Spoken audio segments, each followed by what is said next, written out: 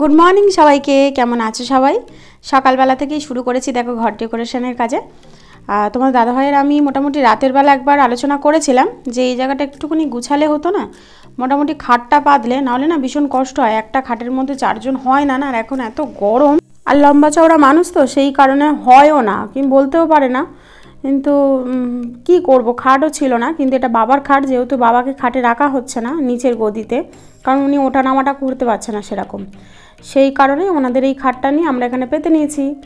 আর গদি তো ছিল না, সেই কারণে কাঁথা বালাপোষ যা যা ছিল মোটামুটি নিচে দিয়ে চাদর পেতে বিছানাটা কমপ্লিট করেছিলাম।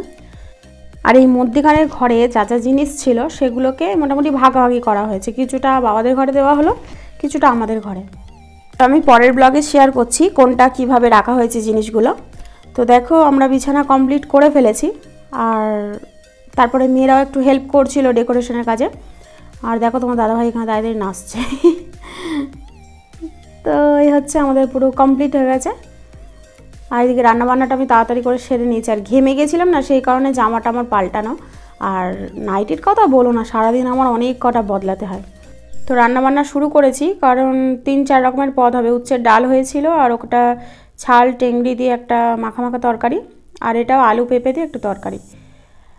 আর এদিকে রুটি বাবার করে নিলাম, ভাতটা আমি শেয়ার করিনি।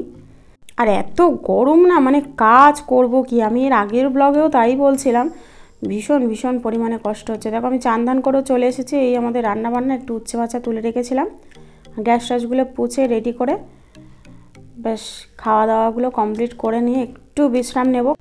তো আমার এই ব্লগ কেমন লাগলো অবশ্যই কমেন্ট করে জানিও, ভালো লাগলে পাশে থেকো অবশ্যই। আমার ব্লগটা এখানেই শেষ করছি, সবাই খুব ভালো থেকো, সাবধানে থেকো।